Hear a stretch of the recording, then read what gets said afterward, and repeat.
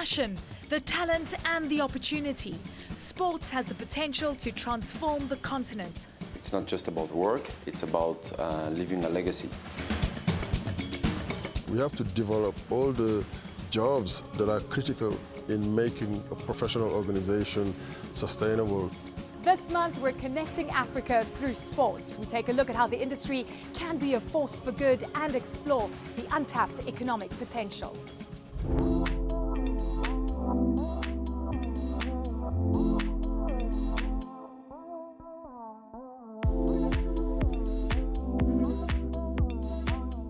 Welcome to Connecting Africa. I'm Eleni Jokas in Johannesburg.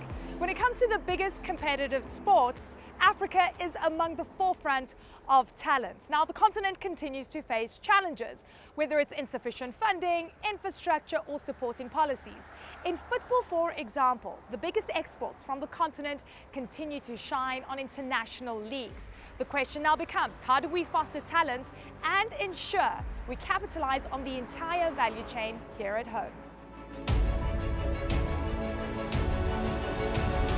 Any big sponsor, that has a continental reach. South African football player Siphiwe Shabalala knows how the sport can impact African lives. With a powerful goal during the inaugural match against Mexico at the 2010 World Cup, Shaba sent shockwaves throughout the host nation that echo to this day. So I looked up, looked down, and then I hit it. And as soon as it went top corner, then the stadium erupted. Well, every house in South Africa erupted. We were all screaming. What went through your mind in that moment? A lot went through my mind. It also took me back where I started, from Piri, Soweto, in a gravel field, and to that moment now that the rewards of my sacrifices and everything now are paying off.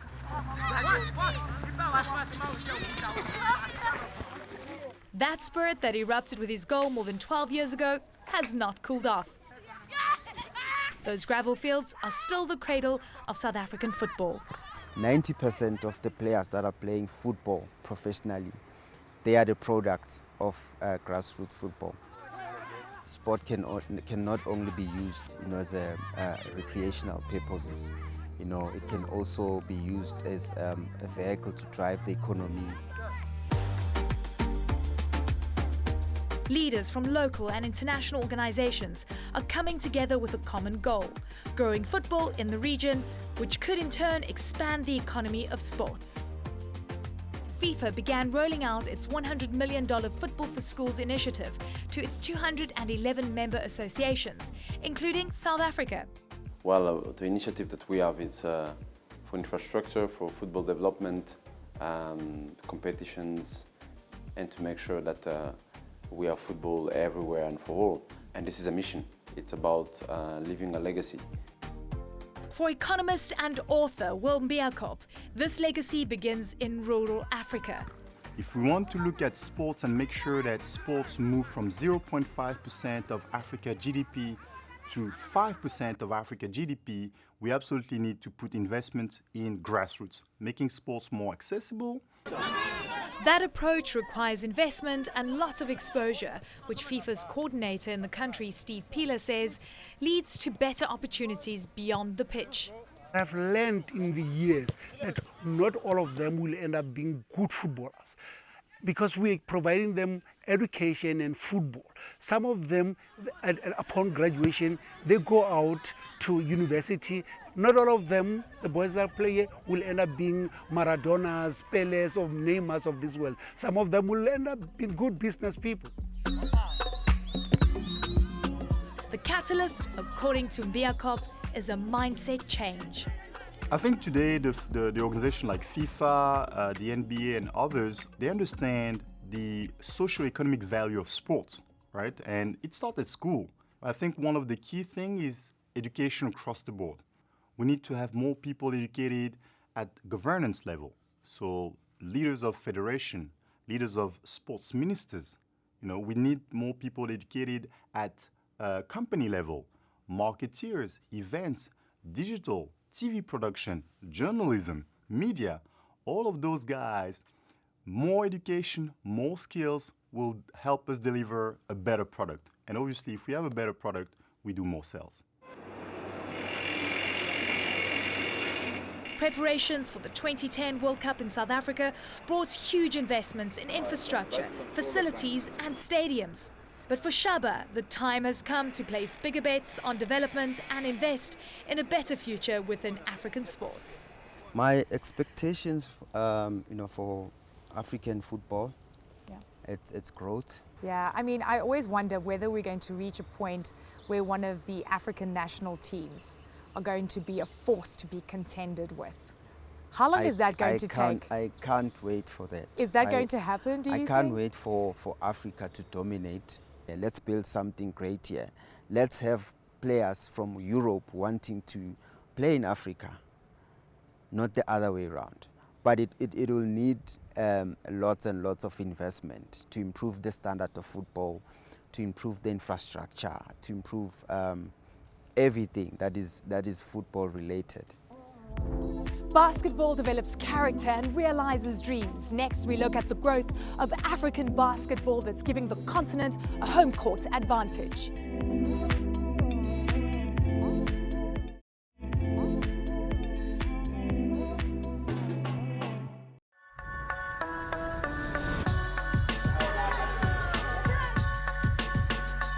The NBA is an exclusive club. Few make it in, but for those who do, it's a good life with a chance at fame and fortune. But for many in Africa, the life of a professional basketball player is often a distant dream. The gulf between these concrete courts and the pristine hardwoods of NBA arenas can seem wider than the Atlantic Ocean that divides them. There's one thing you can say about the continent of Africa. The talent is its people. Nigerian Rays Masai Ujiri has reached the pinnacle of professional basketball. As president and vice chairman of the Toronto Raptors, his team hoisted the NBA championship trophy in 2019. But Ujiri has never forgotten his roots. Back in Samburu again, baby. 2 decades ago, he founded Giants of Africa, a program committed to building beautiful basketball courts and potential talent. Yay! When we started Giants of Africa, your goal as a scout back then was to find players, is to find talent. We wanted to find the next Dikembe Mutombo, the next Manute Paul, the next Hakeem Olajuwon. But perhaps no one has had a bigger hand in growing basketball as a business while expanding the game on the continent than BAL President Amadou Gallo Fall. After a successful career at the University of the District of Columbia, Fall started the Seeds project in his native Senegal. Today, the group serves more than 2,000 students weekly, providing them with access to education, top-level sports training and leadership skills to help the young athletes achieve their dreams.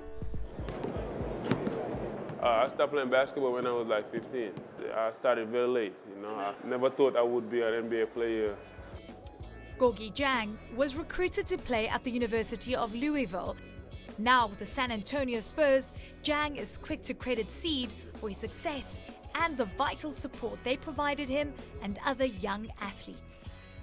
Seeds was a great platform for me. I had a chance to go there, do what I love doing, playing basketball, education, and today they have a lot of young players that are here in the U.S.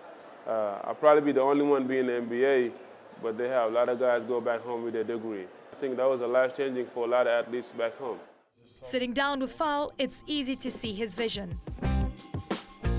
Provide a pathway to unearth the potential of a demographic under 25, projected by the World Bank to be half the population of sub-Saharan Africa by 2050. When you look at what Seed has achieved, what are your proudest moments? I think the hundreds of young people that kind of benefited from the opportunity and also what they are doing with it.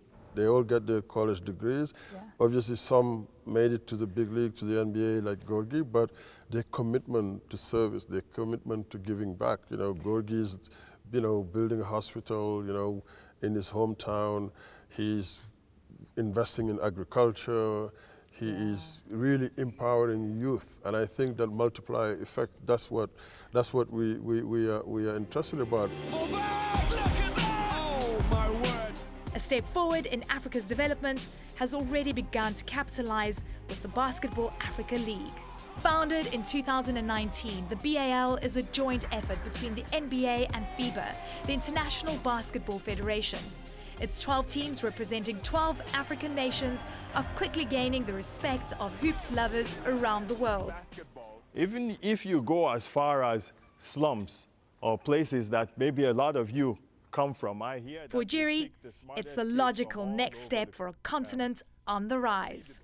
I think sports is going to be the biggest economic driver on the continent in years to come. And I think BAL is doing a great job so far with Amadou Fall as the leader there. To start getting the continent to start thinking about our own league and our own youth and talent playing in that league and getting paid in that league, and them seeing the joy of it, them seeing the rewards of playing in a league like that. Coming up next, women's football is scoring big in South Africa.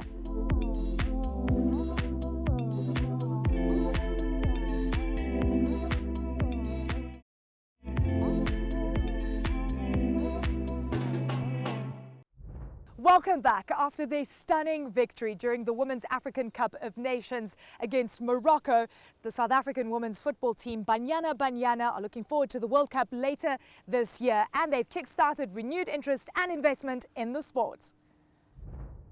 With performances, it's no longer men's football or women's football, it's about football.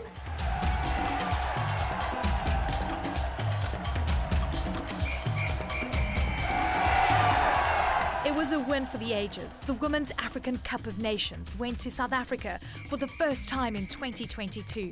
This is the one that we fought so hard for in Morocco. This is the trophy that we used to inspire the nation. It's one of only 3 times a country other than Nigeria has won the tournament since it began in 1991. South Africa's Banyana Banyana head coach hopes this victory maintains a much-needed momentum across women's sports. But according to Banyana Banyana's former captain, Amanda Dlamini, a shot at making it is still elusive. Here's what I don't understand, is that some of the best talents are on international leagues, and yet we don't have globally competitive leagues. You know, it's not systematic enough that if you identify a 5-year-old, your daughter, what's the next phase for her? So I think the pathway is just not clear, and that's why we can never really compete at international level, because we're cutting corners. Was there an ecosystem around you to help you get to where you needed to be? Or do you feel like you needed also a good measure of luck to get noticed? As a kid, I struggled because I always just wanted someone to understand me. So the support wasn't really there, but it was almost as if I had to put myself out there. I think we got used to it because you were just chasing the dream. What was the turning point where everyone said, okay, hang on, Manda is actually supernatural talents in this field? I got to Durban, and the coaches, they were really impressed, but now the whole decision was with my mom, my parents, and they thought, geez, we don't even have family. What are we going to do in Durban? But if this is working out and she's that good, then it means let us try everything. Yeah. Do you see people with talent just getting lost in the system? Yeah. It's so hard, because then headlines are always like they wasted their talent and their time and opportunities, but there's still no support and no ecosystem, especially for a young black child in this country. Yeah. And a girl child, right? Girl child, especially. Racial and gender discrimination still plague women's sports globally. Despite that, South Africa's female participation in football soared after the end of apartheid in the mid-90s. Now, in South Africa, women make up an estimated 450,000 players in organised football and 12% of licensed coaches, according to a 2019 FIFA Member Association's report. Yet success as a professional footballer is rare, and for Dlamini, it's been an emotional and intense ride. So you led Banyana Banyana to the Olympics. It was the first time the team had ever gone to the Olympics. That must have been absolutely surreal. Unbelievable. I'd like, even now I'm just having goosebumps because like again, you know, these sort of things don't usually happen to people like me. And, you know, when that happened, I thought to myself, wow, I have to tell more people that there's an opportunity if you use your talents. You know, this is how far you could go. While Banyana Banyana's international accomplishments rival those of their male counterparts, the Bafana Bafana squad, the pay disparities are glaring even after the South African Football Association committed to awarding approximately $22,000 to the Banyana Banyana players for their WAFCON victory. The issue of women's pay or equal pay for equal service is a global issue. So if you were going to sort of remunerate based on attendance, you will not be able to do equal versus equal because, you know, you're starting with a very different basis. What we need to do is interest more people in going to watch those games. What is your message to the private sector watching this? During this World Cup, a lot of people were talking about Cristiano scoring in 5 different World Cups and that he's, you know, the first one to do it. But then I think people had to be reminded that there's Christine Sinclair from Canada who's done it. There's a Martha from Brazil who's done it. That would be a conversation. For me, let's talk stats. If football is about stats, if football is 90 minutes, it's 90 minutes for everyone. You look at the investment of Morocco. You know, they've put in, the king has put in a lot of money. The women's team, you know, is going to the World Cup. They're the holders of the Champions League, both men and women. So the investment that they have put in is really paying off. And you then see the potential that we're talking about finally reaching its full potential. For a homegrown sports brand in Nigeria, commitment in the sports industry also comes down to rectifying trade challenges. That's coming up next.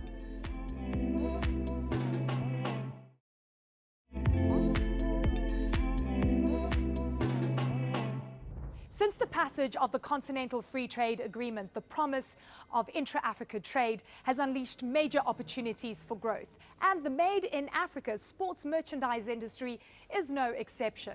Up next, a Nigerian entrepreneur and ex-NBA agent is betting big on passion, developing a pan-African sports apparel brand.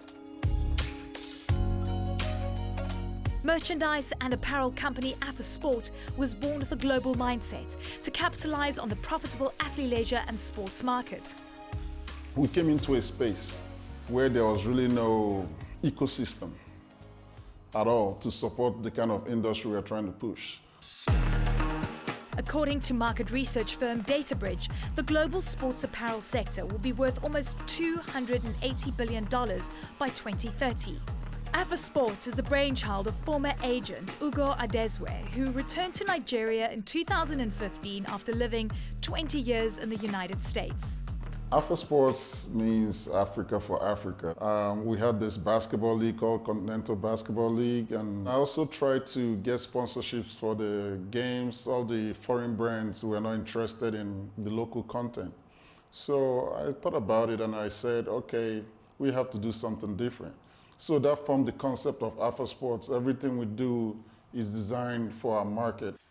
Co-founding the company with former Nigerian basketball player Ahmadu Musakida, Ugo says Alpha's venture into manufacturing locally in late 2019 was a decision that paid off when the pandemic struck months later. Before, we used to import all our products from China. So I went in front of my board and said, I think we should go into manufacturing. They took a risk chance at it. 6 months later, COVID hit. And we were the only people manufacturing and bringing in sports products in Nigeria. So that's how Alpha became very popular. The company outfitted the Nigerian team at the 2020 Olympic Games in Japan, an achievement Ugo says was an honor of a lifetime. We are so proud to be the first African brand in the Olympics ever. You know, we are so proud to have all our products in the Olympics, seeing our Nigerian athletes wearing it was a very shining moment for me personally and for our brand. Alpha Sports is hoping to tap further into the athleisure market, estimated to hit more than $20 billion in Africa and the Middle East by 2029. We have a booming middle class coming up, and obviously it's a massive domestic market that we have, right? So when you look at the sports industry, we definitely need to pour in additional investment.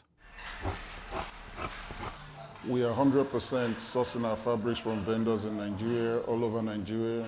We look into people in Kano to design bags. We look into people in Abeokuta to design some certain fabrics. So we make sure our main focus is here.